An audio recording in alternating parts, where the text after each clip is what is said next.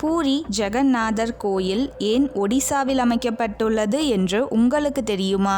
குருச்சேத்திர போரில் தனது 100 புதல்வர்களான கௌரவர்கள் இறந்ததற்கு காரணம் கிருஷ்ணர் தான் என கருதி காந்தாரி எப்படி என் வம்சம் அழிந்ததோ அது போலவே உன்னுடைய யாதவ குலமும் அழிந்து போகட்டும் என்று கிருஷ்ணரை சபித்தாள். காலப்போக்கில் காந்தாரியின் சாபம் பலித்தது. இதனால் மனமுடைந்த கிருஷ்ணர் ஒரு மரத்தடியில் ஆழ்ந்த தியானத்தில் இருந்தார். அப்போது அந்த வழியாக வந்த வேடன் ஒருவன் கிருஷ்ணரின் காலை பார்த்து மான் என்று நினைத்து அம்பை எய்தான். அந்த அம்பு கிருஷ்ணர் மீது பாய்ந்தது. இதனால் கிருஷ்ணர் இறந்து விடுவார். இதை அறிந்த பாண்டவர்கள் கிருஷ்ணரின் இறுதிச் சடங்கை அங்கேயே செய்துவிட்டு அவ்விடத்தை விட்டு சென்று விடுகின்றனர். கிருஷ்ணரின் முழு உடலும் எரிந்துவிட்டது. ஆனால் அவரது இதயம் மட்டும் எரியாமல் துடித்துக் கொண்டே இருந்தது. இதை கண்ட ஒரு வேடன் அந்த இதயத்தை மரத்துண்டில் வைத்து ஆற்றில் விடுகிறான். அது கரை ஒதுங்கிய இடம்தான் ஒடிசா. அங்குதான் பூரி ஜெகந்நாதர் கோயில் அமைக்கப்பட்டது.